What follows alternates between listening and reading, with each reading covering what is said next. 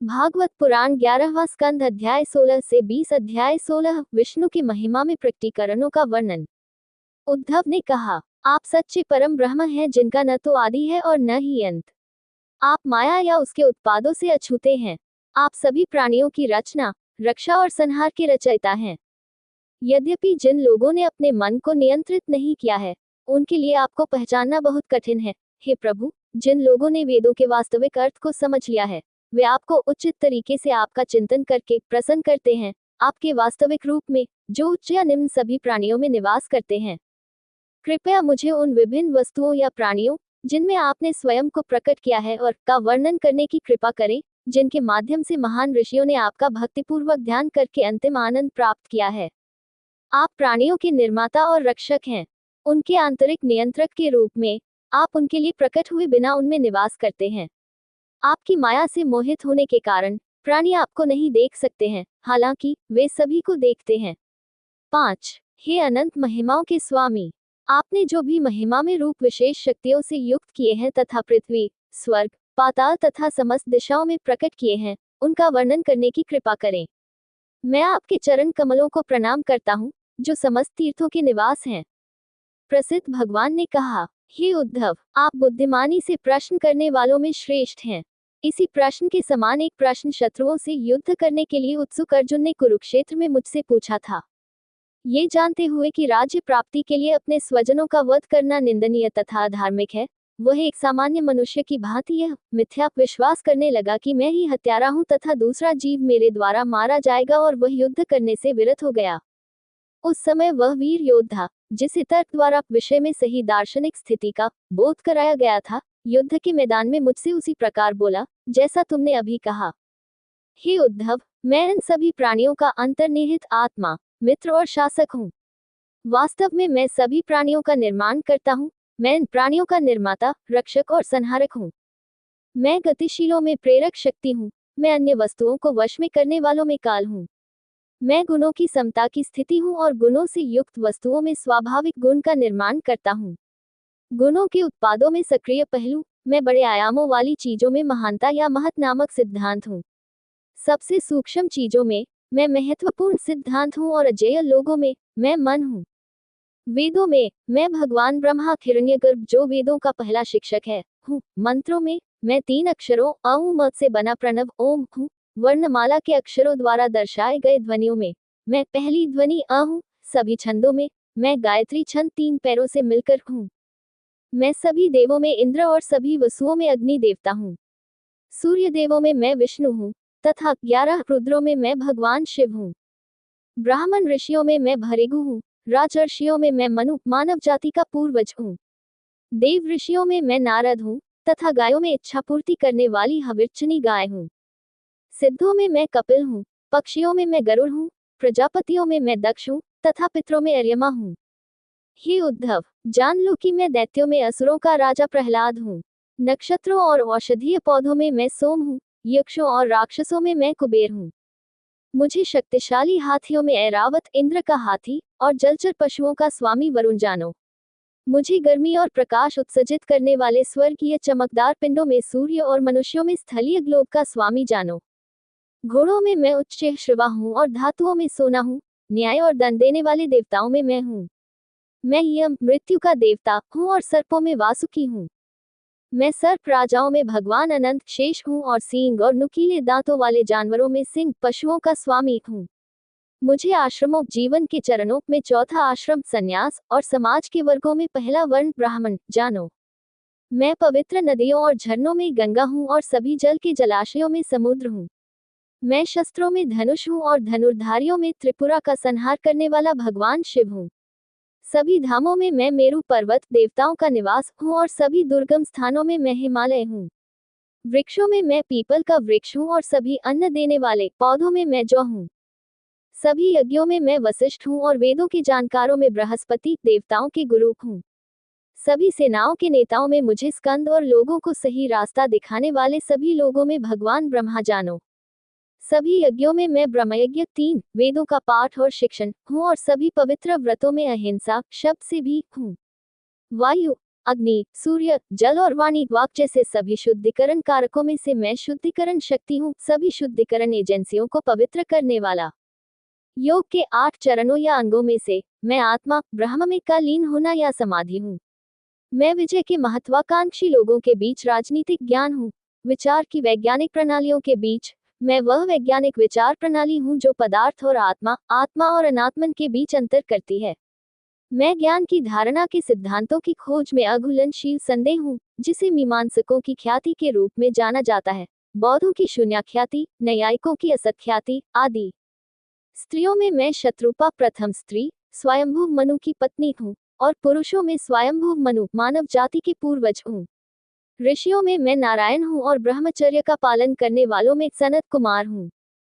धर्म के सभी कर्तव्यों में मैं संन्यास हूँ। भय से सुरक्षा का आश्वासन, सुरक्षा के लिए सभी कारणों में मैं अपने भीतर स्वयं पर केंद्रित विचार हूँ। रहस्यों को बनाए रखने के सभी साधनों में मैं मधुर भाषण और मौन हूँ। सभी जोड़ों में मैं भगवान ब्रह्मा हूँ, जिन्होंने अपने व्यक्तित्व को पुरुष और स्त्री में विभाजित किया है। काल के सभी विभागों में मैं संवत्सर वर्ष हूँ और सभी ऋतुओं में मैं वसंत ऋतु चैत्र और वैशाख के महीनों से मिलकर हूँ। वर्ष के महीनों में मैं मार्गशीर्ष हूँ और सभी तारामंडलों में मैं अभिजित हूँ, जो उत्तराषाढ़ा नक्षत्र का अंतिम भाग और श्रवण का पहला भाग है। युगों में मैं कृत युग हूँ और सभी बुद्धिमान साहसी विचारकों में मैं असित और देवल हूँ। वेदों के सभी वर्गीकरणकर्ताओं में मैं द्वैपायन पराशर और सत्यवती का पुत्र हूँ। बुद्धिमान राजनीतिज्ञों में मैं संयमी शुक्र हूँ। सृष्टि और जीव की उत्पत्ति और संहार का ज्ञान रखने वाले तथा आध्यात्मिक ज्ञान और अविद्या से युक्त सभी दिव्य व्यक्तियों में मैं वासुदेव हूँ। भगवान के परम भक्तों में मैं आप उद्धव हूँ। सभी किन पुरुषों बंदरों के समान देवता में मैं हनुमान हूँ और सभी विद्याधरों में मैं सुदर्शन हूँ। सभी कीमती पत्थरों में मैं माणिक हूँ। सभी कोमल और सुंदर वस्तुओं में मैं कमल की कली हूँ। दर्प प्रकार की घास में मैं कुश हूँ। अग्नि में अर्पित सभी आहुतियों में मैं गाय के दूध से बना मक्खन हूँ। मैं उद्योगपतियों और व्यापारियों या जो पैसा कमाने का प्रयास करते हैं का धन हूँ। मैं जुआरियों में कपट हूँ।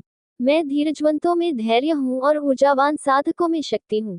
मैं बलवानों में शारीरिक और मानसिक पौरुष और पराक्रम हूँ तथा सात्वतों भगवान के भक्तों में निष्काम कर्म समर्पित सेवक हूँ।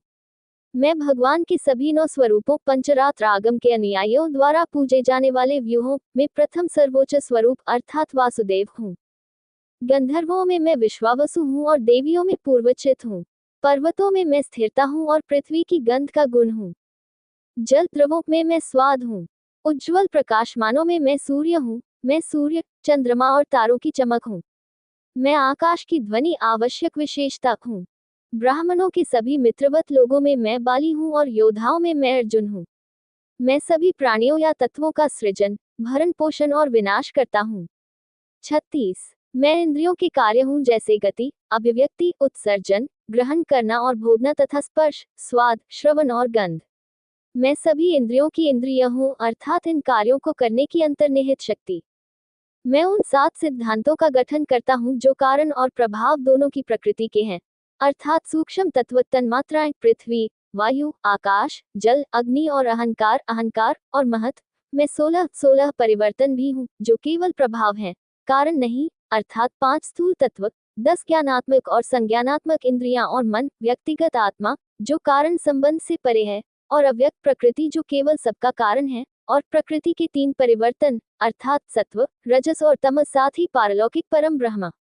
मैं इन 25 सिद्धांतों का समुच्चय हूँ, ज्ञान, उनकी विशेषताओं का और साथ ही निश्चित सत्य की परिणामी अनुभूति। मेरी उपस्थिति के बिना कहीं भी कुछ भी अस्तित्व में नहीं है, क्योंकि मैं सर्वोच्च शासक और व्यक्तिगत आत्मा दोनों हूँ, प्रकृति के परिवर्तन या गुण और साथ ही इन गुणों के उत्पाद भी। सभी परमाणुओं की गणना करने का असंभव कार्य मैं कालांतर में कर सकता हूँ, किंतु मेरे सभी स्वरूपों की गणना करना असंभव है, क्योंकि मेरे द्वारा निरंतर लाखों करोड़ों ब्रह्मांडों की रचना की जा रही है। जहाँ कहीं ऐश्वर्य, यश, अधिकार, शील, उदारता, सौंदर्य, सौभाग्य, योग्यता, धैर्य और सत्य का यथार्थ ज्ञान है, वहाँ मेरा अंश स्वरूप विद्यमान है।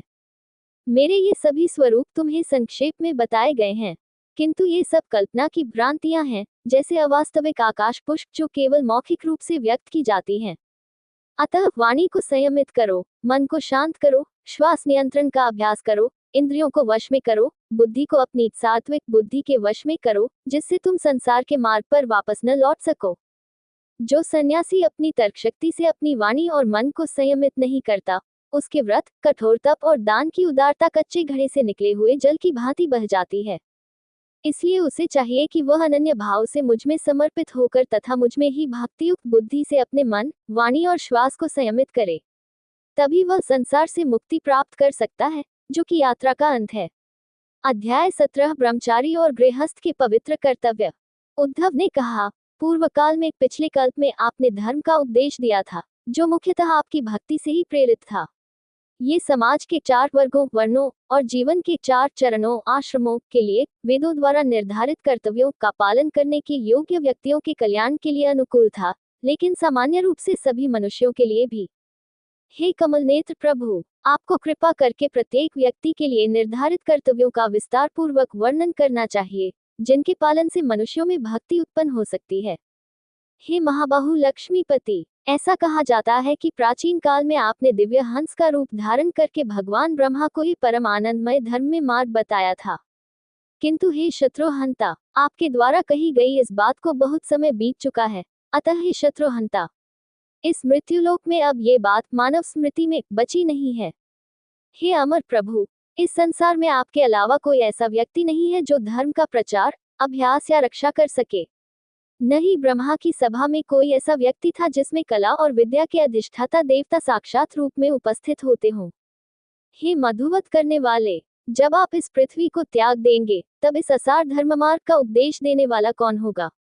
हे प्रभु, आप इस पृथ्वी को त्यागने वाले, इस धर्म के संस्थापक, रक्षक और व्याख्याता हैं। अतः हे समस्त धर्मों को जानने वाले प्रभु, कृपया मुझसे आपकी भक्ति से युक्त धर्म में मार्ग, उसका स्वरूप तथा विधि, जैसा कि हम सब के लिए कहा गया है, कहिए। श्री शुक ने कहा, अपने सबसे प्रमुख सेवक भक्त द्वारा इस प्रकार अनुरोध किए जाने पर यशस्वी भगवान हरि अत्यंत प्रसन्न हुए और उन्होंने नश्वर प्राणियों के कल्याण के लिए सनातन धर्म कर्म का मार्ग बताया। प्रभु ने कहा, आपका प्रश्न धर्म से बहुत ही जुड़ा हुआ है और धर्म के अनुकूल है, क्योंकि यह उन मनुष्यों के लिए सर्वोच्च कल्याण की ओर ले जाता है जो अपने अपने आश्रम, जीवन की अवस्था और वर्ण समाज में वर्ग के लिए निर्धारित कर्तव्यों का पालन करते हैं। हे उद्धव, कृपया इसका विवरण सुने। इस कल्प के आरंभ में कृत युग में मनुष्यों में केवल एक ही वर्ग था और वह वर्ग हंस के नाम से जाना जाता था। लोग जन्म से ही अपने जीवन के सभी उद्देश्य पूरे कर लेते थे, मेरी भक्ति के अलावा कुछ नहीं करते हुए और मुझे प्रसन्न करके। इसलिए उस युग को कृत के नाम से जाना जाने लगा। उस प्रथम युग में प्रणव अर्थात ओम ने वैदिक ग्रंथ का संपूर्ण संकलन गठन किया, जिसमें कोई निर्देश या निषेध नहीं थे। हे उद्धव, त्रेता युग कृतयुग के बाद के प्रारंभ में 3 प्रकार की वैदिक विद्या, ऋग्वेद, सामवेद और यजुर्वेद, मेरे हृदय से मेरी श्वास के माध्यम से प्रकट हुई। वेदों की उस त्रिमूर्ति से मैं, जो यज्ञ की प्रकृति वाला हूँ, 3 प्रकार की यज्ञ क्रियाओं वाला होत्र, उद्गात्र और अध्वर युग बन गया। ब्रह्मांडीय पुरुष के व्यक्तित्व से समाज के वर्ग, वर्ण अर्थात ब्राह्मण, क्षत्रिय, वैश्य और शूद्र क्रमशः मुख, भुजा, जांघ और पैरों से उत्पन्न हुए, और वे अपने अपने धर्मी कर्तव्यों और आचरण से अलग अलग पहचाने गए। गृहस्थ आश्रम मेरी कमर से निकला है, आजीवन ब्रह्मचारी आश्रम मेरे हृदय से निकला है, वनवासी सन्यासी आश्रम मेरे वक्षस्थल से निकला है और सन्यासी आश्रम मेरे मस्तक से निकला है। समाज के विभिन्न वर्गों और श्रेणियों से संबंधित व्यक्तियों की प्रकृति उन अंगों, ब्रह्मांडीय मनुष्य के स्रोत का अनुसरण करती है जिनसे वे विकसित हुए हैं। अंग जितना कम होगा, विकास के स्रोत के रूप में गतिविधियों की प्रकृति उतनी ही कम होगी। शरीर का अंग जितना अधिक ऊंचा होगा, स्रोत के रूप में गतिविधियां उतनी ही उत्कृष्ट होंगी। मन पर नियंत्रण, इंद्रियों पर संयम, तपस्या, शारीरिक और मानसिक पवित्रता, संतोष, सहनशीलता, सरलता, मेरी भक्ति, दयालुता और सत्यता, ये ब्राह्मणों के स्वाभाविक गुण हैं। ऐश्वर्य, बल, साहस, वीरता, धैर्य, उदारता, परिश्रम, दृढ़ता, ब्राह्मणों से मित्रता, ये क्षत्रियों के स्वाभाविक गुण हैं। वेदों और गुरुओं में श्रद्धा, उदारता का दृढ़ पालन, कपट का अभाव, ब्राह्मणों की सेवा, संचित धन से असंतोष अधिक प्राप्त करने की इच्छा, ये वैश्यों के लक्षण हैं। द्विज जातियों ब्राह्मण, क्षत्रिय और वैश्य गायों और देवताओं की सच्ची सेवा करना तथा उनसे जो प्राप्त हो उसी में संतुष्ट रहना शूद्रों के स्वाभाविक गुण हैं। शुचिता का अभाव, झूठ, चोरी, अधर्म या अश्रद्धा, झगड़ालूपन, बिना उचित कारण के, तीव्र काम और उग्र क्रोध तथा अत्यधिक लोभ, ये निम्नतम जातियों के स्वभाव में पाए जाते हैं। अहिंसा विचार, वचन और कर्म से सत्य, जो नहीं दिया गया है उसे लेने से परहेज, वासना, क्रोध और लोभ से मुक्ति, सभी प्राणियों के सुख और कल्याण के लिए काम करने की इच्छा, ये समाज के सभी वर्गों के धार्मिक कर्तव्य हैं। गर्भाधान के समय से ही शुद्धिकरण के संस्कारों से गुजरकर तथा उपनयन संस्कार द्वारा दूसरा जन्म प्राप्त करके द्विज बालक को अपनी इंद्रियों को वश में करके अपने गुरु के घर में रहना चाहिए तथा वेदों का पाठ करना चाहिए तथा गुरु के निर्देशानुसार उनकी व्याख्या का अध्ययन करना चाहिए। ब्रह्मचर्य के दौरान उसे पवित्र मुंजा, घास की एक करधनी कमर के चारों ओर पहननी चाहिए, एक मृग चर्म, एक दंड, एक माला, पवित्र धागा और एक जल का घड़ा, लौकी से बना और जटाएं रखनी चाहिए। उसे अपने दांत नहीं साफ करने चाहिए और न ही लॉन्ड्री में धुले हुए कपड़े पहनने चाहिए। उसे चित्रित आसन का उपयोग नहीं करना चाहिए, बल्कि अपने हाथों में पवित्र घास धारण करनी चाहिए, गुरु के प्रति पवित्रता और विनम्र दृष्टिकोण के प्रतीक के रूप में। स्नान, भोजन, अग्नि में आहुति, जप तथा मलमूत्र त्याग के समय मौन रहना चाहिए। नाखून नहीं काटना चाहिए, कांख तथा गुप्त अंगों के बाल नहीं निकालने चाहिए। उसे कठोर ब्रह्मचर्य का पालन करना चाहिए और अपने वीर्य को स्वेच्छा से बाहर नहीं निकलने देना चाहिए। अनैच्छिक वीर्यपात जैसे स्वप्न दोष होने पर उसे स्नान करना चाहिए, श्वास पर नियंत्रण रखना चाहिए और गायत्री मंत्र का जाप करना चाहिए। शरीर से शुद्ध और एकाग्र मन से उसे प्रातः और सायं दोनों समय संध्या करते हुए मौन भाव से गायत्री मंत्र का जप करना चाहिए। अग्निदेव आहुति देकर, सूर्यदेव संध्या करके तथा अन्य देवताओं की पूजा करनी चाहिए और गुरु, जिन्होंने उसे गायत्री मंत्र से दीक्षित किया है, गायों, ब्राह्मणों तथा वृद्ध पुरुषों की सेवा करनी चाहिए। गुरु को अपने समान समझना चाहिए तथा किसी भी प्रकार से उनका अनादर नहीं करना चाहिए। गुरु को एक साधारण मनुष्य समझकर उनकी कमजोरियों पर ध्यान नहीं देना चाहिए, क्योंकि गुरु स्वयं में सभी देवताओं का प्रतिनिधित्व करते हैं। प्रातःकाल और सांयकाल जो भी दान मिले, उसे गुरु को अर्पित करना चाहिए। संयम रखते हुए गुरु द्वारा बताई गई वस्तु का ही उपयोग करना चाहिए। गुरु की सेवा करते समय शिष्य को चाहिए कि वह नम्रतापूर्वक उनकी सेवा करे। जब वे बाहर जाएं तो उनके पीछे चले, जब वे सोए तो उनके चरणों में साबुन लगाए, जब वे विश्राम करने बैठे तो उनके पास हाथ जोड़कर खड़ा रहे। इस प्रकार आचरण करते हुए तथा ब्रह्मचर्य व्रत का पालन करते हुए जब तक उसकी शिक्षा पूरी न हो जाए, उसे गुरु के घर में रहकर भोग विलास से दूर रहना चाहिए। यदि वह महरलोक और ब्रह्मलोक या भगवान ब्रह्मा का क्षेत्र जहाँ वेद साक्षात उपस्थित रहते हैं, जैसा कि ऊपर श्लोक 5 में कहा गया है, को प्राप्त करने का इच्छुक है, तो उसे आजीवन ब्रह्मचर्य व्रत धारण करना चाहिए और अपने शरीर को उच्च अध्ययन के लिए अपने गुरु को समर्पित करना चाहिए। वैदिक तेज से युक्त तथा समस्त पापों से शुद्ध होकर उसे ब्रह्मांड से अभेद का भाव रखना चाहिए तथा यज्ञाग्नि में, गुरु में, स्वयं में तथा समस्त प्राणियों में मुझ परमेश्वर की पूजा करनी चाहिए। जो व्यक्ति गृहस्थ नहीं है, अर्थात ब्रह्मचारी या सन्यासी नहीं है, उसे स्त्रियों के साथ वासनापूर्ण दृष्टि, स्पर्श, विनोदपूर्ण वार्तालाप तथा अन्य संपर्कों से पूरी तरह बचना चाहिए। यहाँ तक कि उसे पशुओं के साथ मैथुन करते हुए देखने से भी बचना चाहिए। शारीरिक और मानसिक पवित्रता, आचमन, पवित्र अनुष्ठान शुरू करने से पहले पानी पीना आदि, स्नान, गोधूली प्रार्थना, सुबह और शाम दोनों समय सूर्य को अर्घ्य देना, सरलता, पवित्र स्थानों पर जाना, पवित्र अक्षरों मंत्रों का चुपचाप जप करना, अछूत को छूने से बचना, निषिद्ध खाद्य पदार्थों को खाने से और अभाषण से दूर रहना, ये दृढ़ विश्वास कि मैं सभी प्राणियों में निवास करता हूँ और मन, वाणी और शरीर को नियंत्रित करता हूँ, यह अनुशासन का नियम जीवन के सभी चरणों, आश्रम के लिए कहा गया है। इस प्रकार जो आजीवन ब्रह्मचारी ब्राह्मण अपनी कठोर तपस्या से समस्त कर्मों के बीजों को जलाकर राख कर देता है और पुनर्तः शुद्ध होकर मुझ पर समर्पित हो जाता है, वह अग्नि के समान तेजस्वी हो जाता है। यदि कोई ब्रह्मचारी विद्यार्थी जिसने शास्त्रों का अध्ययन और अन्वेषण अपने जीवन की आवश्यकता के अनुसार पूरा कर लिया है, जीवन की अगली अवस्था अर्थात गृहस्थ में प्रवेश करना चाहता है, तो उसे अपने गुरु को शिक्षा शुल्क देना चाहिए और अपने गुरु की अनुमति से उसे स्नान करना चाहिए अपने ब्रह्मचर्य अवस्था को समाप्त करने के लिए, जिसे तकनीकी रूप से समावर्तन संस्कार के रूप में जाना जाता है। उसे घर में प्रवेश करना चाहिए, अर्थात यदि वह कामुक हो तो गृहस्थ जीवन की अवस्था, या जंगल में अर्थात यदि वह अपने मन को शुद्ध करना चाहता हो तो वानप्रस्थ जीवन की अवस्था। यदि वह श्रेष्ठ ब्राह्मण पहले से ही शुद्ध हृदय वाला है तो उसे संसार का त्याग कर देना चाहिए और सन्यासी बन जाना चाहिए। या यदि वह ऐसा चाहे तो वह जीवन की एक अवस्था से दूसरी अवस्था में जा सकता है, लेकिन कभी भी विपरीत क्रम में नहीं, जैसे संन्यास से वानप्रस्थ आदि। आश्रम क्रम मेरे भक्तों के लिए बाध्यकारी नहीं है। गृहस्थ अवस्था में प्रवेश करने की इच्छा रखने वाले व्यक्ति को ऐसी सुयोग्य कन्या का वरण करना चाहिए जिसमें कोई दोष वंश, स्वभाव या चरित्र में न हो, जो आयु में उससे छोटी हो तथा उसकी ही जाति, वर्ग, वर्ण की हो। अपनी ही जाति की लड़की से विवाह करने के बाद ही यदि वह यौन रूप से असंतुष्ट हो तो उसे निर्धारित क्रम में एक वर्ग की लड़की लेनी चाहिए। यज्ञ करना, वेदाध्ययन करना तथा दान देना सभी द्विजों अर्थात ब्राह्मण, क्षत्रिय तथा वैश्य के लिए बाध्यकारी है, किंतु दान स्वीकार करना, वेद पढ़ाना तथा यज्ञ करना ब्राह्मणों के अतिरिक्त कर्तव्य हैं।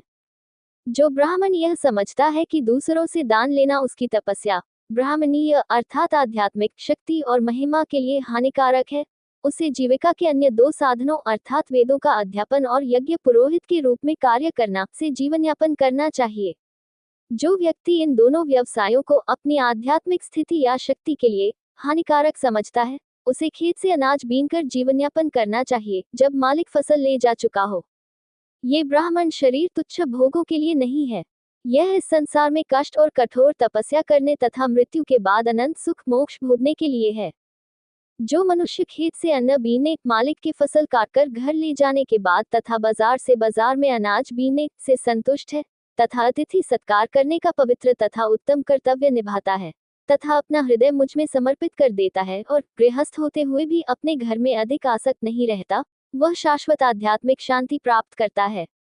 जैसे नाव समुद्र में डूबते हुए मनुष्य को बचा लेती है, वैसे ही मैं उन लोगों को विपत्तियों से तुरंत बचा लेता हूँ जो मुझ पर समर्पित किसी ब्राह्मण को छुड़ा लेते हैं, या जो मुझ पर समर्पित हो गया है किंतु कष्ट भोग रहा है। जैसे पिता अपने बच्चों को संकटों से बचाता है, वैसे ही राजा को अपनी प्रजा की सभी विपत्तियों से रक्षा करनी चाहिए। जिस प्रकार राजा हाथी अपने समूह के अन्य हाथियों को अपनी शक्ति से उठाकर कीचड़ से बाहर निकाल लेता है, उसी प्रकार बुद्धिमान और साहसी राजा को अपनी प्रजा को संकट से बचाने के बाद स्वयं अपने प्रयासों से स्वयं को संकट से बाहर निकालना चाहिए। जो राजा इस प्रकार अपने कर्तव्यों का पालन करता है, वह इसी जीवन में अपने ऊपर लगे हुए सभी अशुभ और पाप कर्मों को दूर कर देता है तथा राज्य पर न्यायपूर्वक शासन करने के पुण्य से सूर्य के समान तेजस्वी दिव्य यान में बैठकर स्वर्ग को जाता है और इंद्र के साथ स्वर्गीय सुख भोगता है। विपत्ति के समय ब्राह्मण को चाहिए कि वह वाणिज्य व्यवसाय अपनाए और निषिद्ध न की गई वस्तुओं को बेचकर कठिन समय का सामना करे। फिर भी यदि वह फिर भी संकट में पड़ जाए, व्यवसाय में हानि उठाकर, तो उसे तलवार उठाकर उस संकट से निकल जाना चाहिए, किंतु उसे कभी भी कुत्ते की सी चाल नीच काम करके नहीं चलनी चाहिए। संकट के समय क्षत्रिय को वैश्य का पेशा अपनाना चाहिए, शिकार करके जीवन निर्वाह करना चाहिए, अथवा ब्राह्मण का जीवन अपनाना चाहिए, शिक्षण कार्य स्वीकार करके, किंतु उसे शूद्र का जीवन कभी नहीं अपनाना चाहिए। विपरीत परिस्थिति में वैश्य समुदाय के व्यक्ति को शूद्र कारीगरों का काम जैसे चटाई बुनना आदि करना चाहिए। लेकिन एक बार जब वह कठिनाई से उबर जाता है, तो उसे निंदनीय व्यवसाय धर्मशास्त्र द्वारा समाज के निचले तबके के लिए अनुशंसित की लालसा नहीं करनी चाहिए। गृहस्थ को चाहिए कि अपनी आर्थिक स्थिति के अनुसार देवताओं, ऋषियों, पितरों तथा अन्य प्राणियों को मेरा स्वरूप मानकर प्रतिदिन उनकी पूजा करे तथा देवताओं के लिए प्रत्येक आहुति के समय स्वाहा शब्द का उच्चारण करते हुए हवन में आहुति दे। वेदों का अध्ययन तथा पाठ, जिसे ब्रह्मयज्ञ कहते हैं, जो ऋषियों के लिए है, आहुति, जिसे जल से तर्पण तथा दिवंगत पूर्वजों के लिए श्राद्ध कहते हैं, तथा स्वधा शब्द का उच्चारण, जीवों को भोजन पलीक देना तथा अतिथियों को भोजन परोसना, जिसे मनुष्य यज्ञ कहते हैं। अपने आश्रितों, पत्नी, बच्चे, नौकर आदि को कष्ट दिए बिना अनायास प्राप्त धन, जैसे कानूनी उत्तराधिकार से, अपने व्यवसाय से अर्जित धन से या न्यायोचित साधनों से प्राप्त धन से विधिपूर्वक यज्ञ करना चाहिए। मनुष्य को अपने परिवार के सदस्यों के प्रति आसक्ति नहीं रखनी चाहिए। गृहस्थ होने पर भी उसे भगवान की भक्ति में लापरवाही नहीं करनी चाहिए। बुद्धिमान व्यक्ति को ये समझना चाहिए कि स्वर्ग में पूर्व मीमांसा द्वारा प्रतिज्ञात अदृश्य भोग भी दृश्य जगत के समान क्षणभंगुर हैं। पुत्र, पत्नी, सगे संबंधियों का साथ क्षणिक है, जैसे यात्रियों का जल पीने के लिए एकत्र होना। शरीर बदलने पर वे साथ छोड़ देते हैं, जैसे स्वप्न नींद के साथ ही विलीन हो जाता है।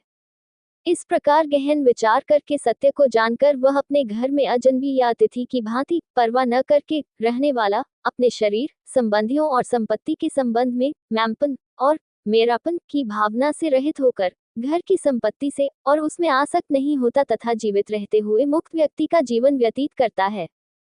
गृहस्थ के लिए निर्धारित कर्तव्यों के पालन रूपी भक्तिमय पूजा के द्वारा केवल मुझे प्रसन्न करके मेरा भक्त घर पर गृहस्थ के रूप में रह सकता है, वन में वानप्रस्थ के रूप में रह सकता है, या यदि उसकी संतान और उसकी वंश की निरंतरता हो तो सन्यासी बन सकता है। परंतु जो मनुष्य घर गृहस्थी में आसक्त रहता है, धन और संतान की लालसा रखता है तथा विषय वासना में आसक्त रहता है, वह अल्पज्ञ है। ऐसा मूर्ख मैंपन और मेरापन की धारणाओं से बंधा रहता है। हाय, मेरे माता पिता वृद्ध हो गए हैं, मेरी पत्नी और मेरे छोटे छोटे बच्चे, उन सभी का मेरे बिना कोई रक्षक नहीं है। वे असहाय और दुखी लोग मेरे बिना कैसे रह सकते हैं। इस प्रकार घर के प्रति चिंताग्रस्त और विचलित मन वाला यह मंदबुद्धि मनुष्य असंतुष्ट रहता है और घर के विषय में सोचते सोचते मर जाता है और घोर अंधकार मृत्यु के पश्चात नरक में प्रवेश करता है। अध्याय 18 वानप्रस्थ और सन्यासियों के कर्तव्य। महिमावान प्रभु ने आगे कहा, वानप्रस्थ जीवन के तीसरे चरण में प्रवेश करने के इच्छुक व्यक्ति को अपनी पत्नी को अपने बेटों की देखभाल के लिए सौंप देना चाहिए या उसे अपने साथ ले जाना चाहिए। उसे अपने जीवन का तीसरा चरण 75 वर्ष की आयु तक जंगल में बिताना चाहिए। उसे कंदमूल तथा अन्य जड़ वाली चीजें, शुद्ध माने जाने वाले फल तथा जंगल में उगने वाले फल खाने चाहिए। वस्त्र के रूप में उसे छाल के वस्त्र, घास तथा पत्तियों की चटाई तथा मृगचर्म पहनने चाहिए। उसे अपने सिर पर बाल, दाढ़ी, नाखून और शरीर पर धूल बढ़ने देनी चाहिए। उसे अपने दांत नहीं साफ करने चाहिए। उसे अपने शरीर को पानी में डुबोना चाहिए, मूसल की तरह, बिना शरीर को साफ किए, दिन में 3 बार सुबह, दोपहर और शाम, और नंगे जमीन पर सोना चाहिए, घास या पत्तियों का उपयोग किए बिना। गर्मियों में उसे पंचाग्नि साधना करनी चाहिए, जिसे तकनीकी रूप से पंचाग्नि साधना कहते हैं, अर्थात शरीर को चारों दिशाओं से अग्नि की गर्मी में रखना चाहिए जबकि 5वीं अग्नि अर्थात सूर्य आकाश से तप रहा हो। वर्षा ऋतु में उसे अभ्रावकाश व्रत का पालन करना चाहिए, अर्थात शरीर को भारी वर्षा में भिगोना चाहिए, और सर्दियों में उसे गर्दन तक पानी में डूबा रहना चाहिए और उदकवास व्रत का पालन करना चाहिए। उसे उपरोक्त जीवन पद्धति का पालन करते हुए तपस्या करनी चाहिए। वह पर पका हुआ भोजन या समय के साथ पके हुए फल आदि खा सकता है। वह ओखली में पीसा हुआ, पत्थर से कुचला हुआ या ओखली और मूसल की तरह दांतों से पीसा हुआ भोजन खा सकता है।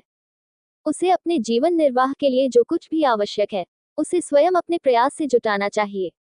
यद्यपि उसे अपने वातावरण, मौसम और अपनी क्षमता का पूरा ज्ञान है, फिर भी उसे इसका उपयोग किसी अन्य अवसर के लिए, भोजन, फल आदि संग्रह करने के लिए नहीं करना चाहिए। न ही उसे दूसरों द्वारा दी गई वस्तु को स्वीकार करना चाहिए। उसे वनोपज और पुरोदाश उनसे तैयार की आहुति के साथ निर्धारित समय समय पर किए जाने वाले यज्ञों का पालन करना चाहिए। लेकिन किसी भी परिस्थिति में वानप्रस्थ को श्रुति ग्रंथों में बताए अनुसार पशु बलि के साथ मेरी पूजा नहीं करनी चाहिए। पवित्र अग्नि का रखरखाव और उसमें नियमित आहुतियां देना, अग्निहोत्र, अमावस्या, दर्श और पूर्णिमा के दिन अर्धमासिक बलिदान करना तथा कार्तिक, फाल्गुन और आषाढ़, जो भारत में मुख्य ऋतुओं के आरंभ को चिन्हित करते हैं, के महीनों के आरंभ में किए जाने वाले मौसमी बलिदान वैदिक शिक्षकों द्वारा वानप्रस्थ के लिए निर्धारित किए गए हैं। जो मुनि उपर्युक्त प्रकार से तप करके नाड़ियों के जाल से फैल जाता है, अर्थात मांस के अभाव में कंकाल बन जाता है, वह मुझ तपस्विनी को प्रसन्न करता है और मुनियों के लोक, महर्षि लोक आदि से होकर मेरे पास आता है। जो व्यक्ति महान कष्टों से किया गया महान तप तथा मोक्ष प्राप्ति में समर्थ होने जैसी तुच्छ इच्छाओं की पूर्ति के लिए अपना जीवन नष्ट कर देता है, उससे अधिक मूर्ख और कौन हो सकता है।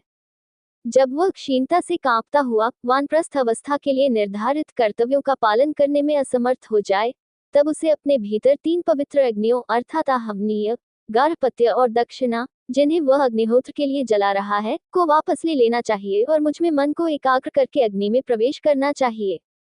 जब मनुष्य के मन में पुण्य से प्राप्त लोकों या उससे भी उच्चतर सुखमय लोकों के प्रति वास्तविक त्याग की भावना उत्पन्न हो जाए, क्योंकि वे नरक, यातनाओं और दुखों से भरे हुए से अधिक श्रेष्ठ नहीं है, तब उसे शास्त्रों में बताई गई विधि के अनुसार अपने भीतर की तीनों अग्नियों को निकाल देना चाहिए और सन्यासी वर्ण में प्रवेश करना चाहिए।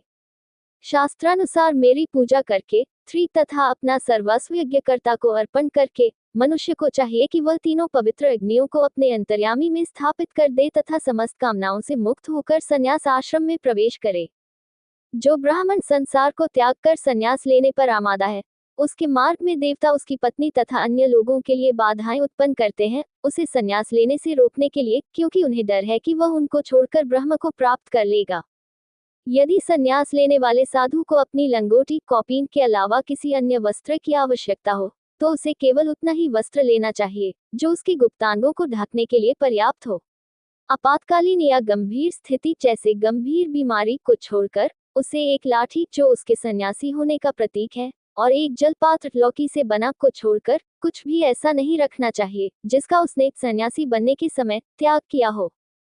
सन्यासी को अपना पैर तभी आगे रखना चाहिए जब उसकी आंखों से जमीन शुद्ध हो जाए, अर्थात उसे देखकर पता चले कि उस पर कोई जीव नहीं है, इसलिए उस जगह पर पैर रखने से जीवन की हिंसा नहीं होगी। उसे कपड़े से छानकर शुद्ध किया हुआ पानी पीना चाहिए। उसे अपने मन में यह विश्वास करके ही कोई शब्द बोलना चाहिए कि जो कहा गया है वह सत्य है। उसे अपने विवेक के अनुसार आचरण करना चाहिए। मौन, अपनी इच्छाओं की पूर्ति के लिए कर्मों का त्याग और श्वास पर नियंत्रण, ये वाणी, शरीर और मन के आंतरिक संयम है। हे उद्धव, जो इन संयमों को नहीं रखता वह सन्यासी नहीं है, क्योंकि बांस की छड़ी से कोई सच्चा सन्यासी नहीं बनता। निंदक के घर से दूर रहकर चारों वर्णों जातियों के ब्राह्मणों के घर भिक्षा मांगने जाए। बिना बताए 7 घरों में जाए और जो मिले उसी में संतुष्ट रहे। गांव या नगर के बाहर किसी जलाशय, तालाब, नदी आदि पर जाकर मौन रहकर जल पीकर आचमन के रूप में अन्न को पवित्र करना चाहिए। 12 प्रणवों से युक्त जल की कुछ बूंदें छिड़ककर उस अन्न को 4 भागों में बांटकर ब्रह्मा, विष्णु, सूर्यदेव तथा प्राणियों को विष्णु का भाग जल में डुबोकर तथा प्राणियों के लिए भूमि पर रखकर तथा शेष पवित्र अन्न को खा लेना चाहिए। भविष्य के लिए कुछ भी संग्रह नहीं करना चाहिए। अपनी इंद्रियों और मन को वश में करके तथा पूर्णतया अनासक्त होकर बिना किसी संगी साथी के अपनी आत्मा के मनोरंजन और आनंद में लीन होकर संपूर्ण जगत में भ्रमण करे। अपने आत्मा में लीन होकर उसे सभी को समदृष्टि से देखना चाहिए। एकांत किंतु सुरक्षित स्थान पर रहकर तथा मेरी भक्ति से शुद्ध मन से मुनि को आत्मा की एकता तथा मुझसे तादात्म्य का गहन ध्यान करना चाहिए। 9. अपने आध्यात्मिक ज्ञान के प्रयोग से उसे आत्मा के बंधन और मोक्ष की प्रकृति की जांच करनी चाहिए और समझना चाहिए कि इंद्रियों का उनके भोग के विषयों की ओर ध्यान भटकाना ही बंधन है और इंद्रियों का वशीकरण और नियंत्रण ही मोक्ष है। इसलिए मुनि को चाहिए कि वह 6 शत्रुओं काम, क्रोध, लोभ आदि कषाय या 5 इंद्रियां तथा मन को वश में करके इंद्रिय के तुच्छ सुखों का त्याग करके अपने भीतर महान आनंद का भोग करे। मुनि को चाहिए कि वह मेरा ध्यान करते हुए पृथ्वी पर भ्रमण करता रहे। उसे पवित्र भूमि, पवित्र नदियों, पर्वतों, वनों और आश्रमों से भरी पृथ्वी पर भ्रमण करना चाहिए तथा भिक्षा मांगने के लिए नगरों, गांवों, गोप बस्तियों और रथ समूहों में प्रवेश करना चाहिए। सन्यासी को वानप्रस्थ आश्रमों में बार बार जाना चाहिए, क्योंकि उसे खेतों और बाजारों से बटोरे गए अन्न से भोजन मिलता है। ऐसे बटोरे गए अन्न से उसका मन शीघ्र ही शुद्ध और मोह रहित हो जाता है तथा उसे मोक्ष की प्राप्ति होती है। उसे इस मीठे भोजन या अन्य भोगों को वास्तविक नहीं समझना चाहिए, क्योंकि जो कुछ भी दिखाई देता है वह नष्ट होने वाला है। इस लोक या परलोक की वस्तुओं से मन को विरक्त करके उन्हें इहलोक या परलोक में प्राप्त करने के लिए कर्म करना छोड़ देना चाहिए। उसे तर्क द्वारा ये समझ लेना चाहिए कि यह सारा संसार और मन, वाणी और प्राण से बना ये शरीर आत्मा पर आरोपित माया के अतिरिक्त और कुछ नहीं है। उसे इसका त्याग कर देना चाहिए और अपने आनंदमय स्वरूप में स्थिर होकर संसार को कभी याद नहीं करना चाहिए। जो मेरा भक्त ज्ञान में स्थित है, संसार से अनासक्त है और मोक्ष सहित किसी भी वस्तु की इच्छा नहीं रखता है, उसे न केवल अपने आश्रम के कर्तव्यों और आसक्ति का त्याग करना चाहिए, बल्कि उसके बाह्य लक्षणों का भी त्याग करना चाहिए। उसे शास्त्रों के नियमों के अधीन हुए बिना अपना जीवन व्यतीत करना चाहिए। ऐसा नहीं है कि उसे पवित्रता, स्नान आदि का त्याग करना चाहिए, लेकिन उसे शास्त्रों के आदेशों का पालन नहीं करना चाहिए। ऐसा व्यक्ति ज्ञान से पूर्ण होते हुए भी बालक के समान आचरण करे, सम्मान या अनादर का भाव न रखते हुए। किसी कला में पारंगत होते हुए भी उसे मंदबुद्धि होना चाहिए। अत्यंत विद्वान होते हुए भी उसे पागल जैसा व्यवहार करना चाहिए, क्योंकि उसे किसी को प्रसन्न नहीं करना है। वेदों का ज्ञाता होते हुए भी और उनकी शिक्षाओं के प्रति निष्ठावान होते हुए भी उसे पशु के समान आचरण करना चाहिए। उसे वैदिक व्याख्या, चाहे वह यज्ञ से संबंधित हो या आचरण के नियमों से संबंधित, के बारे में चर्चा में रुचि नहीं लेनी चाहिए। न ही उसे वेदों में विश्वास न रखने वाला या तर्क वितर्क में पारंगत होना चाहिए। उसे निरर्थक चर्चा में भाग नहीं लेना चाहिए। बुद्धि और धैर्य से परिपूर्ण होकर उसे किसी से भी नहीं डरना चाहिए, न ही लोगों को डराना चाहिए। उसे कटु वचनों से बचना चाहिए और न ही किसी का अपमान करना चाहिए। अपने शरीर के लिए उसे किसी से भी शत्रुता नहीं करनी चाहिए, क्योंकि परमात्मा एक ही है। वह सभी प्राणियों में तथा स्वयं में भी निवास करता है। जैसे चंद्रमा केवल एक ही सत्ता जल से भरे हुए विभिन्न पात्रों में प्रतिबिंबित होता है, सभी प्राणी, यहाँ तक कि भौतिक शरीर की दृष्टि से भी एक ही हैं, क्योंकि वे एक ही स्थूल तत्व से बने हैं। इसलिए किसी से शत्रुता रखने का कोई औचित्य नहीं है। कभी भिक्षा न मिले तो निराश न हो, और समय पर भोजन मिल जाए तो प्रसन्न न हो। धैर्य से युक्त होकर यह समझ ले कि भिक्षा मिलना या न मिलना दोनों ही भगवान के हाथ में है। इसका यह अर्थ नहीं है कि भिक्षा मांगने नहीं जाना चाहिए। उसे जीविका चलाने के लिए भिक्षा लेने का प्रयास करना चाहिए, क्योंकि यह जीवन को बनाए रखने के लिए उचित और आवश्यक है। जीवन को बनाए रखने से ही सत्य की खोज की जा सकती है, और सत्य की अनुभूति से ही संसार से मुक्ति मिलती है। महात्मा को भगवान की इच्छा से जो भी भोजन मिल जाए, चाहे वह उत्तम हो या बुरा, उसे स्वीकार कर लेना चाहिए। इसी प्रकार उसे जो भी वस्त्र और शैया दी जाए, उसे स्वीकार कर लेना चाहिए। जिस प्रकार मैं अपने कार्यकलापों को खेल की तरह करता हूँ, उसी प्रकार आध्यात्मिक बुद्धि वाले व्यक्ति को चाहिए कि वह धर्मशास्त्र के नियमों के अनुसार ही आचरण करे। शौच, आचमन, भोजन करने से पहले पानी पीना आदि तथा स्नान आदि का अभ्यास करे। उसे अन्य विषयों में भी इसी प्रकार आचरण करना चाहिए। अब उसे अपने अंदर कोई भेदभाव नहीं रह गया है। जो भी भेदभाव था, वह मेरे साक्षात्कार के बाद लुप्त हो गया है। कभी कभी ऐसा भेदभाव उसके शरीर के पतन तक प्रकट हो सकता है, किंतु उसके बाद वह मुझ में ही लीन हो जाता है। जो व्यक्ति संयमी है और जो उन भोगों से विरक्त हो गया है, जो दुख में परिणत होते हैं, किंतु जो मेरे साक्षात्कार के लिए आवश्यक कर्तव्यों से परिचित नहीं है, उसे चाहिए कि वह किसी महात्मा को अपना गुरु मानकर उसके पास जाए। पूर्ण श्रद्धा से युक्त होकर तथा किसी के प्रति द्वेष न रखते हुए उसे अपने गुरु की सेवा भक्तिपूर्वक करनी चाहिए, तथा उन्हें मेरे समान ही सम्मान देना चाहिए, जब तक कि वह ब्रह्म को प्राप्त न कर ले।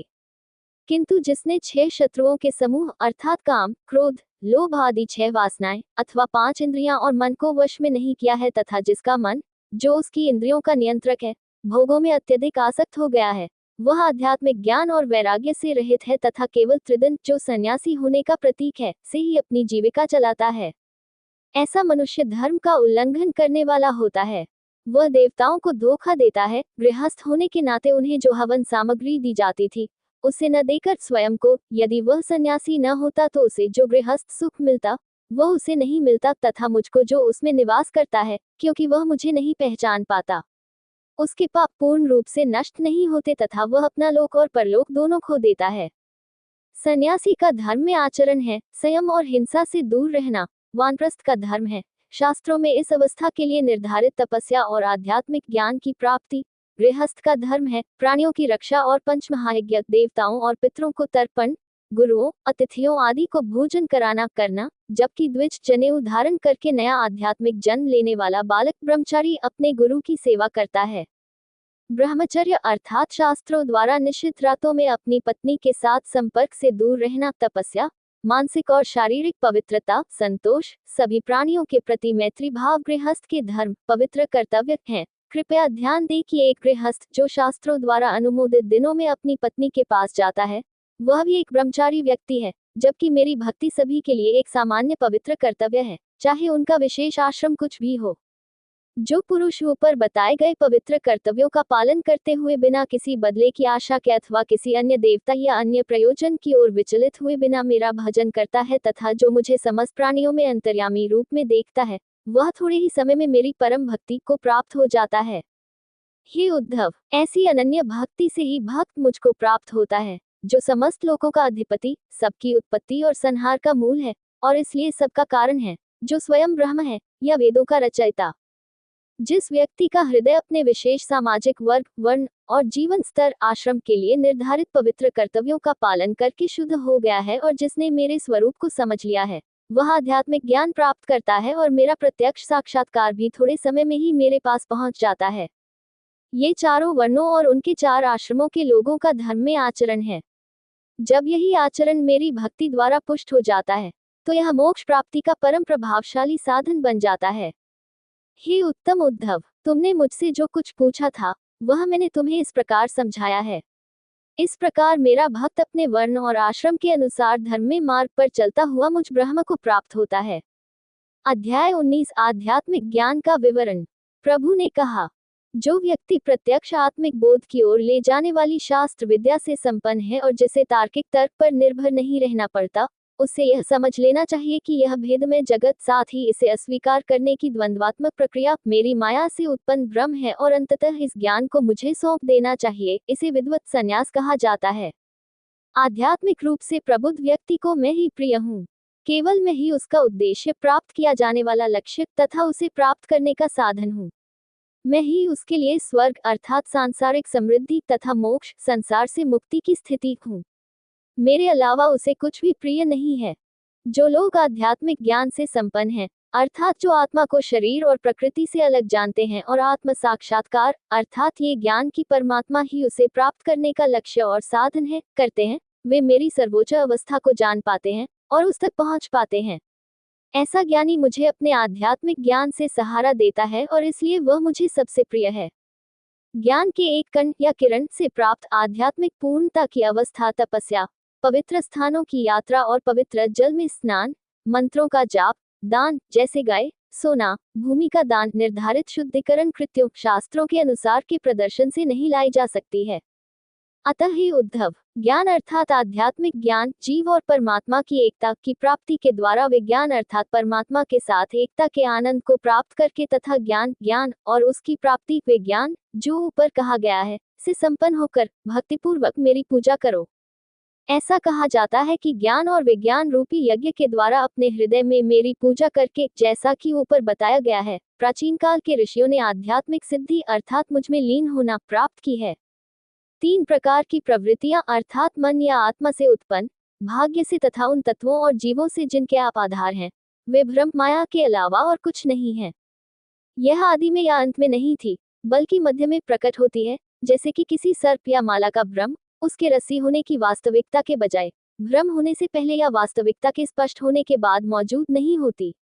जब जन्म और अन्य अवस्थाएं अर्थात अस्तित्व, वृद्धि, परिवर्तन, क्षय और मृत्यु आपके इस शरीर को प्रभावित करती हैं, तो वे आप पर क्या प्रभाव डालती हैं, जो इन प्रवृत्तियों के आधार हैं।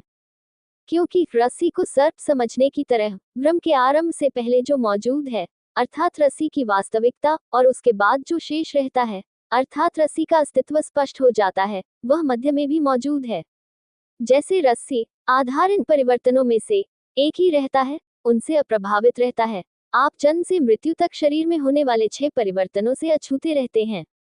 उद्धव ने कहा, हे जगत के स्वामी, इस प्राचीन, अत्यंत शुद्ध तथा पवित्र परंपरागत आश्वस्त करने वाले आध्यात्मिक ज्ञान को त्याग और सहज ज्ञान सहित इस प्रकार विस्तार पूर्वक मुझे समझाने की कृपा करें, जिससे मेरा अज्ञान दूर हो जाए। हे जगत के स्वरूप, मुझे अपना भक्ति योग मार्ग समझाइए, जिसे महान ब्रह्मा आदि देवता भी खोजते हैं।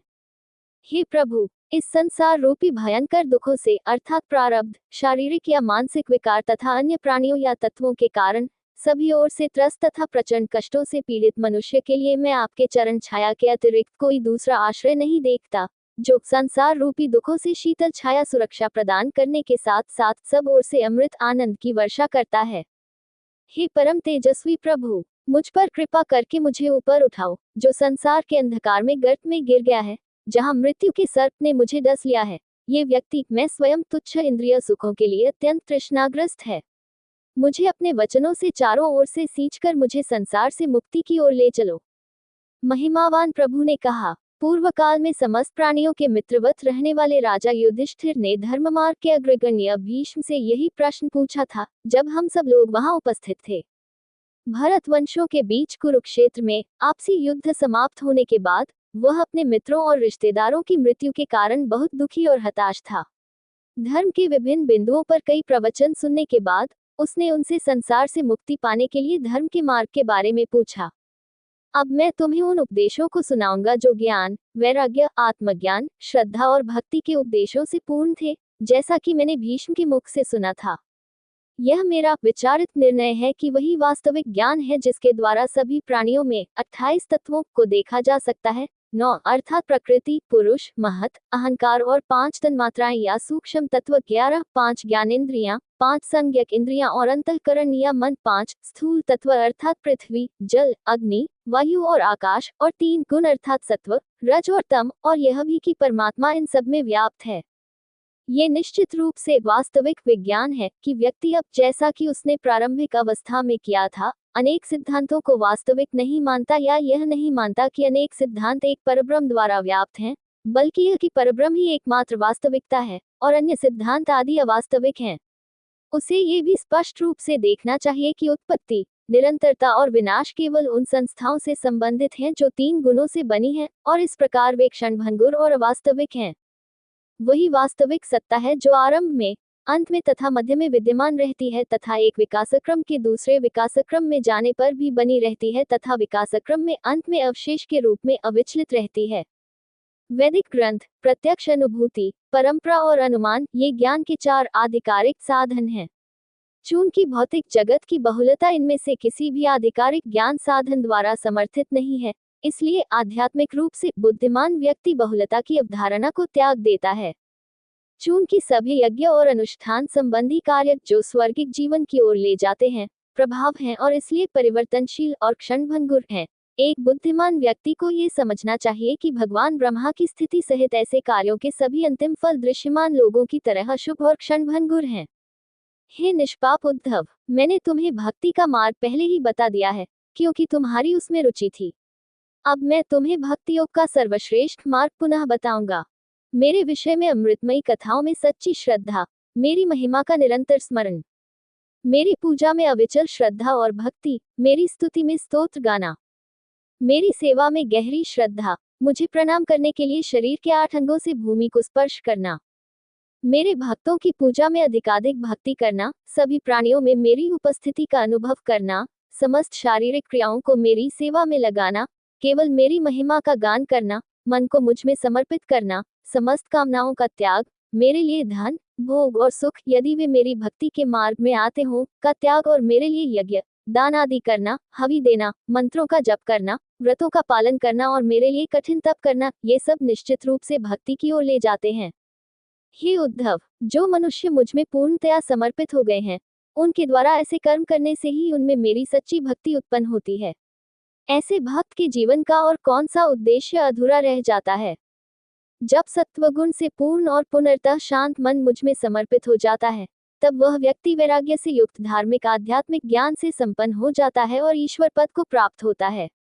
जब इसके विपरीत मन मुझसे भिन्न वस्तुओं अर्थात संसार में, व्यक्ति और पदार्थ में समर्पित हो जाता है, तब वह इंद्रियों के साथ भटक जाता है और रजोगुण से लिप्त होकर तथा असत, तम या क्षणभंगुर पदार्थ में आसक्त होकर उपरोक्त से विपरीत हो जाता है, अर्थात अधर्मी, अज्ञानी, वासनाओं से युक्त आदि हो जाता है। जो कर्म या आचरण मुझ में भक्ति उत्पन्न करता है, वही वास्तविक धर्म है। आत्मा की एकता का अनुभव ही आध्यात्मिक ज्ञान है। गुणों, इंद्रियों के विषयों से अनासक्ति ही वास्तविक वैराग्य है तथा परमाणुकरण, आवर्धन, उत्तोलन आदि रहस्यमय शक्तियों का होना ही ईश्वरत्व है। उद्धव ने कहा, हे शत्रुओं को पराजित करने वाले, यम आत्म संयम के रूप में कौन कौन से व्रत बताए गए हैं और नियम के रूप में कौन कौन से व्रत बताए गए हैं? शम आध्यात्मिक शांति की प्रकृति क्या है? दम आत्म संयम क्या है? हे कृष्ण, तितिक्षा और नैतिक साहस की परिभाषा क्या है? हे प्रभु, दान और तप का स्वरूप क्या है? वास्तविक वीरता क्या है? सत्यनिष्ठा क्या है? रीत नैतिक या ईश्वरीय नियम क्या है? वास्तविक त्याग क्या है? कौन सा धन वांछनीय है? यज्ञ क्या है और दक्षिणा, यज्ञ करने वालों को दी जाने वाली बलि का स्वरूप क्या है? हे लक्ष्मीपति, पुरुषत्व की वास्तविक शक्ति कहाँ है? वास्तविक सौभाग्य या लाभ क्या है? हे केशव, परम प्रेम और सर्वोच्च प्रकार की शील क्रिया क्या है? वास्तविक श्रृंगार क्या है? सुख और दुख की प्रकृति क्या है? कौन विद्वान है और कौन मूर्ख? कौन सा मार्ग सही है? कौन सा मार्ग भटकना है? स्वर्ग क्या है और नरक क्या है? किसे अपना सगा संबंधी मानना चाहिए और किसे अपना घर मानना चाहिए? कौन धनवान है और कौन निर्धन, कौन दयनीय है और कौन स्वामी नियंत्रणकर्ता है। हे धर्मियों के रक्षक, कृपया मुझे इनके विपरीत अर्थ स्पष्ट करने की कृपा करें। महिमावान प्रभु ने उत्तर दिया, दूसरों को किसी भी प्रकार की चोट न पहुंचाना, जो सत्य तथा स्वीकार्य हो वही बोलना, दूसरों की वस्तुएं हड़पने से, यहाँ तक कि मानसिक रूप से भी दूर रहना, पूर्ण अनासक्ति, लज्जा, अपनी संपत्ति में कुछ भी संचय या संग्रह न करना, शास्त्रों पर विश्वास, ब्रह्मचर्य, धर्म में दृढ़ता, सहनशीलता, निर्भयता या भय से रक्षा करना, ये 12 यम व्रत हैं। मन तथा शरीर की शुद्धि, मंत्र या भगवान के नाम का जप, तपस्या, हवि, देवताओं को अर्पित करना, शास्त्रों के प्रति गहरी आस्था और श्रद्धा, आतिथ्य, मेरी पूजा, पवित्र स्थानों की यात्रा, दूसरों की भलाई के लिए कार्य करना, संतोष और गुरुजनों की सेवा करना। ये यम और नियम हैं, जिनकी संख्या 12 है, जो प्रवृत्ति और निवृत्ति के मार्ग के अनुयायियों के लिए निर्धारित हैं। यदि इनका पालन किया जाता है, तो वे दृष्टाओं की इच्छानुसार समृद्धि या मुक्ति संसार से प्रदान करते हैं। शम अर्थात अपनी बुद्धि को मुझ में दृढ़तापूर्वक स्थिर करना, दम अर्थात इंद्रियों को वश में करना, तितिक्षा अर्थात क्लेशों को चुपचाप सहना, तथा धृति अर्थात तालु और लिंग पर पूर्ण नियंत्रण। श्रेष्ठ दान है अन्य प्राणियों को कष्ट न देना, तपस्या है भोगों की इच्छाओं का त्याग, वीरता है अपनी स्वाभाविक तृष्णाओं पर विजय पाना तथा सभी को समान अर्थात एक अर्थात ब्रह्मत समझना ही सत्य है। बुद्धिमान लोग कहते हैं कि मधुर तथा सत्य बोलना ही रीत है, कर्मों में आसक्ति न होना ही पवित्रता है, केवल शरीर की पवित्रता नहीं, तथा त्याग का अर्थ है मैं और मेरा का भाव, तथा इस लोक और परलोक की कामना का त्याग करना, केवल घर का परित्याग नहीं। धर्म या ईश्वर प्राप्ति का मार्ग अपनाना ही वांछित धन है, धन, पशु और संपत्ति नहीं। मैं ही यज्ञ हूँ और इसे इसी ज्ञान के साथ किया जाना चाहिए, न कि किसी कर्मकांड के रूप में। आध्यात्मिक ज्ञान वास्तविक यज्ञीय दक्षिणा है, न कि सोना और अन्य वस्तुएं जो इस रूप में चढ़ाई जाती हैं। वास्तविक शक्ति श्वास का नियंत्रण है, जो मन के नियंत्रण की ओर ले जाती है। सौभाग्य मेरा दिव्य पद है, जिसमें 6 गुण हैं, जैसे राजत्व, धर्म, यश, ऐश्वर्य आदि। केवल भाग्य का साथ नहीं, सबसे बड़ा लाभ मेरी भक्ति है। विद्या का अर्थ है आत्मा की अंतर्निहित एकता को समझना, केवल पांडित्य नहीं, और ही निश्चित कर्म को करने से विरत रहना है, न कि उसे करने के बाद लज्जा करना। श्री श्रृंगार अच्छे गुणों में निहित है, जैसे कि इच्छाओं का अभाव और सोने का मुकुट और अन्य आभूषण नहीं, सुख सुख और दुख दोनों की भावना से परे होने में है, और केवल आनंद नहीं, दुख इच्छाओं की पूर्ति से सुख की लालसा में है, और आग से झुलसने आदि में नहीं। जो संसार के बंधन से मुक्ति का मार्ग जानता है, या बंधन और मुक्ति की प्रकृति का सच्चा ज्ञान रखता है, वह एक सच्चा पंडित है। वह मूर्ख है जो ये सोचता है कि उसका शरीर और उससे जुड़ी चीजें आत्मा है। कहा गया है कि सच्चा मार्ग वह है जो मुझे ईश्वर प्राप्ति को प्राप्त कराता है, और गलत मार्ग संसार प्रवृत्ति मार्ग का मार्ग है जो मन को विचलित करता है। स्वर्ग सत्व गुण की प्रधानता है। हे मित्र उद्धव, नरक का अर्थ है तमोगुण का प्रभुत्व और आधिपत्य। गुरु ही मनुष्य का सगा संबंधी है और वह मैं ही हूँ। यह मानव देह ही घर है, और जो उत्तम गुणों से युक्त है वही धनवान है। जो असंतुष्ट है वह दरिद्र है, और जो अपनी इंद्रियों पर नियंत्रण नहीं रखता वह दयनीय है। वह स्वामी है जिसका मन गुणों इंद्रियों के विषयों में आसक्त नहीं है, जबकि इसका विपरीत अर्थात दास वह व्यक्ति है जो इंद्रियों के सुखों में आसक्त है। इस प्रकार ही उद्धव, मैंने तुम्हारे सारे प्रश्नों का स्पष्ट उत्तर दे दिया है। अब इस पर लंबी चर्चा करने की क्या आवश्यकता है। अच्छाई और बुराई का निर्णय करने का मापदंड यह है, किसी वस्तु की कमजोरियों और खूबियों पर विचार करना बुरा है, जबकि उन दोनों पर विचार न करने की आदत अच्छी है। अध्याय 20 कर्म, ज्ञान और भक्ति योग की व्याख्या। उद्धव ने कहा, वेदों में विशिष्ट कार्यों के संबंध में आदेश और निषेध दिए गए हैं, जो आप परम शासक की आज्ञाएं हैं, और वे उन कार्यों की अच्छाई और बुराई का विचार उन कार्यों के अच्छे और बुरे परिणाम के संदर्भ में करते हैं। ऐसा होने पर आप ये कैसे कह सकते हैं कि कमजोरियों और खूबियों पर ध्यान देना बुरा है, जबकि उन दोनों के बारे में न सोचने की आदत अच्छी है। ये वेद ही है जो विभिन्न जातियों या सामाजिक वर्गों और जीवन के चरणों के बीच योग्यता के क्रम में अंतर करता है। उच्च जाति के पुरुष के निम्न जाति की महिला से और निम्न जाति के पुरुष के उच्च जाति की महिला से विवाह से पैदा हुए व्यक्तियों के योग्यता आधारित वर्गीकरण के बारे में बताता है। ये सामग्री, स्थान, आयु और मौसम यज्ञ करने के लिए उचित के साथ साथ स्वर्ग और नरक, जो कर्म की योग्यता या अयोग्यता को इंगित करता है। आपके वचन वेद का पालन करना कैसे संभव है? जो आदेशों और निषेधों से युक्त है और जो मनुष्यों को संसार से मुक्ति दिलाता है, जब तक कि मनुष्य में अच्छे और बुरे में विवेक करने की शक्ति न हो। हे परमेश्वर, आपके वचन का एक रूप वेद, पितरों, देवताओं और मनुष्यों के लिए एक आंख के रूप में कार्य करता है।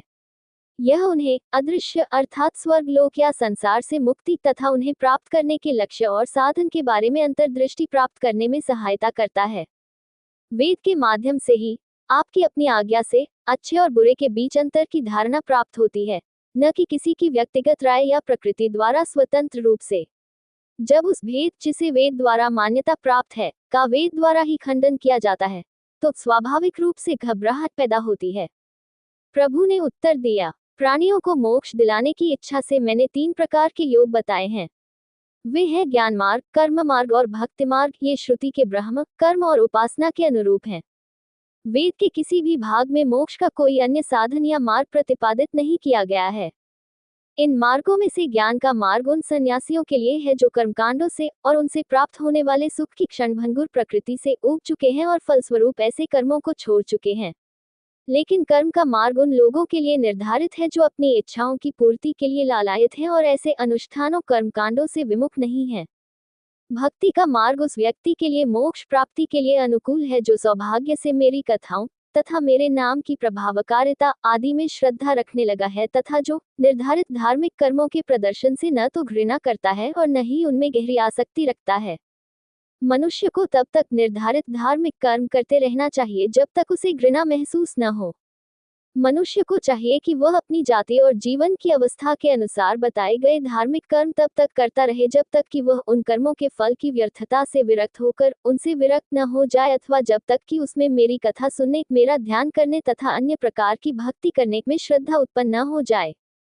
हे उद्धव, जो मनुष्य अपने वर्ण और आश्रम के अनुसार धार्मिक कर्तव्यों का पालन करता है तथा फल की इच्छा न रखते हुए यज्ञों के द्वारा मेरी पूजा करता है, वह तब तक स्वर्ग या नरक में नहीं जाता जब तक कि वह शास्त्रों में निश्चित कोई कार्य न कर ले। यदि कोई व्यक्ति इस शरीर या संसार में रहते हुए अपने लिए अर्थात अपनी जाति और जीवन की विशेष अवस्था के लिए निर्धारित धार्मिक कर्तव्यों का कठोरता से पालन करता है और पाप रहित शुद्ध जीवन व्यतीत करता है, तो उसे स्वाभाविक रूप से शुद्ध ज्ञान प्राप्त हो जाता है, या यदि वह भाग्यशाली हो तो उसमें भक्ति उत्पन्न हो सकती है, क्योंकि भक्ति ज्ञान से श्रेष्ठ है। स्वर्ग के निवासी और नरक के निवासी दोनों ही इस संसार में मनुष्य के रूप में जन्म लेना चाहते हैं, क्योंकि यह जीवन ज्ञान और भक्ति के मार्ग से मोक्ष, संसार से मुक्ति की प्राप्ति कराता है, जो स्वर्ग या नरक के प्राणियों के विशेष शरीर में संभव नहीं है। एक बुद्धिमान व्यक्ति को स्वर्ग की इच्छा नहीं करनी चाहिए, जैसे वह नरक के लिए नहीं चाहता।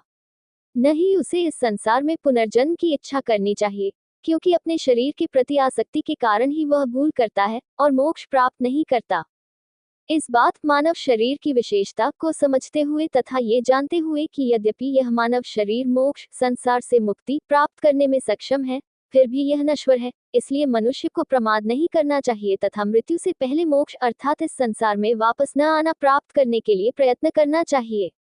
जो जीवात्मा मृत्यु के समान क्रूर व्यक्तियों द्वारा निर्दयता पूर्वक काटे जा रहे इस वृक्ष अर्थात इस शरीर पर अपना घोंसला बनाता है, वह यदि उसमें आसक्त न हो तो अपने घोंसले और वृक्ष को त्याग कर सुख अनुभव करता है। इसी प्रकार मनुष्य भी यह जानकर कि जीवन दिन रात निर्दयता से काटा जा रहा है, भय से कांपता हुआ समस्त आसक्तियों और इच्छाओं को त्याग देता है और परमात्म साक्षात्कार करके परम आनंद की स्थिति में स्थित हो जाता है। जो मनुष्य शरीर रूपी उत्तम नाव, जो समस्त शुभ फलों का मूल स्रोत है, जिसे प्राप्त करना अत्यंत कठिन है, तथा जो न केवल समस्त प्रयोजनों के लिए उपयोगी है तथा गुरु रूपी कर्णधार द्वारा संचालित है, अपितु अनुकूल वायु के समान जिसे मैं चला रहा हूँ, उसे सौभाग्यवश ईश्वर की कृपा से प्राप्त होने पर भी जो संसार रूपी समुद्र से पार जाने का प्रयत्न भी नहीं करता, वह निश्चय ही आध्यात्मिक आत्महत्या करने वाला है। जब मनुष्य को कर्मफलों में आसक्ति के बुरे परिणामों को देखकर शास्त्र विहित कर्मों से और उनके फलस्वरूप किसी गुप्त उद्देश्य को प्राप्त करने के लिए घृणा हो जाए और वह कर्मफलों के प्रति अनासक्त और उदासीन हो जाए, तब उसे अपनी इंद्रियों को वश में करना चाहिए और मन को आत्मा के चिंतन में लगाने के निरंतर अभ्यास द्वारा उसे आत्मा के ध्यान में स्थिर करना चाहिए। यदि मन को स्थिर रूप से आत्मा पर एकाग्र करने पर भी वह तुरंत ही विषयों की ओर भटकने लगे और इस प्रकार अस्थिर हो जाए, तो योगी को सावधान रहना चाहिए और उसे संयम विधि से उसकी प्रवृत्ति को कुछ हद तक संयमित करके वश में करने का प्रयत्न करना चाहिए। श्वास पर नियंत्रण रखते हुए तथा अपनी इंद्रियों को वश में रखते हुए, मन की चंचलता के प्रति लापरवाह न रहते हुए, उस पर सतर्कतापूर्वक नजर रखते हुए तथा सत्वगुण से युक्त तर्क शक्ति द्वारा मन को वश में करना चाहिए। जैसे घुड़सवार अपने अनियंत्रित घोड़े को पहले ही उसकी प्रवृत्ति को स्वीकार करके और उचित समय पर उसे कसकर लगाम लगाकर तोड़ देता है, वैसे ही मन की स्वाभाविक प्रवृत्ति को जानकर बार बार उसे वापस खींचने की स्थापित विधि उपर्युक्त समाधानकारी प्रक्रिया द्वारा परम योग का उचित मार्ग मानी गई है। सांख्य दर्शन के मौलिक सिद्धांत को पूर्ण रूप से समझकर उसे सभी वस्तुओं के विकास, प्रकृति द्वारा महत, सूक्ष्म तत्व, स्थूल तत्व, उसके अपने शरीर की रचना और अंतर्विकास, उसके शरीर से प्रकृति तक उपरोक्त प्रक्रिया का विपरीत होना में कार्य कारण की श्रृंखला का तब तक चिंतन करना चाहिए जब तक उसका मन शांत न हो जाए। जो व्यक्ति संसार से विरक्त हो जाता है, सांख्य दर्शन में दिए गए विकास और अंतःक्रम का चिंतन करने के कारण और सन्यासी हो जाता है तथा अपने गुरु की शिक्षा का बार बार मनन करता है, उसका मन सभी बुरे विचारों जैसे शरीर को आत्मा के साथ तादात्म्य करना से मुक्त हो जाता है। यम आदि योग मार्गों के द्वारा तथा परम तत्वों अर्थात सत और असत अनिष्ट के गहन अनुसंधान से प्राप्त ज्ञान द्वारा अथवा मेरी प्रतिमाओं या प्रतीकात्मक प्रतिरूपों की पूजा और स्तुति के द्वारा ही मन को मुझ परमात्मा का, जो एकमात्र विषय है, ध्यान में लगाना चाहिए। यदि किसी योगी से भूलवश कोई पाप हो जाए तो उसे योग की विधि जैसे भगवत ध्यान, भगवत नाम जप आदि द्वारा उस पाप को जला देना चाहिए, किंतु अन्य प्रायश्चित विधियों का सहारा नहीं लेना चाहिए। समाज में अपने वर्ग, वर्ण और जीवन में अवस्था, आश्रम के लिए निर्धारित कर्तव्यों के प्रति दृढ़ निष्ठा और सख्ती से पालन करना पुण्य कहा गया है, जिसका विपरीत स्पष्ट रूप से पाप है। कोई भी कार्य जीवों की कुछ करने की जन्मजात प्रवृत्ति स्वभाव से अशुद्ध होती है।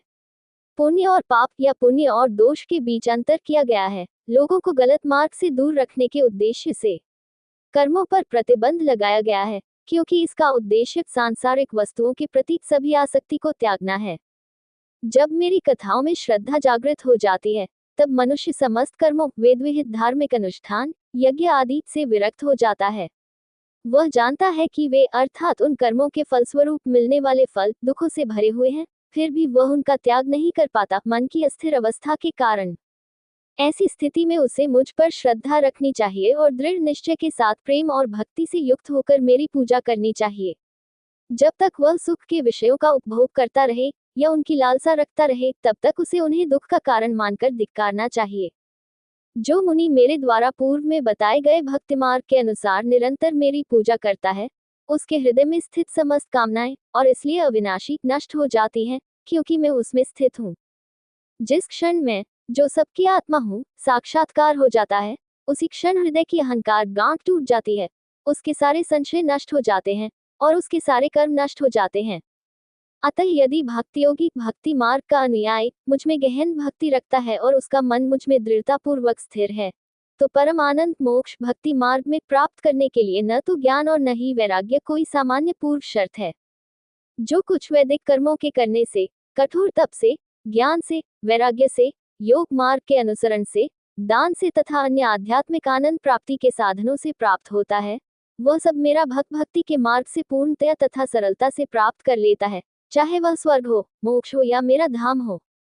किंतु जो पुण्यात्मा पुरुष बुद्धिमान है और मुझ पर पुनर्तः समर्पित हैं, वे कुछ भी नहीं चाहते, भले ही मैं उन्हें पूर्ण मोक्ष प्रदान कर दूं, जिससे फिर संसार में वापस नहीं जाया जा सकता।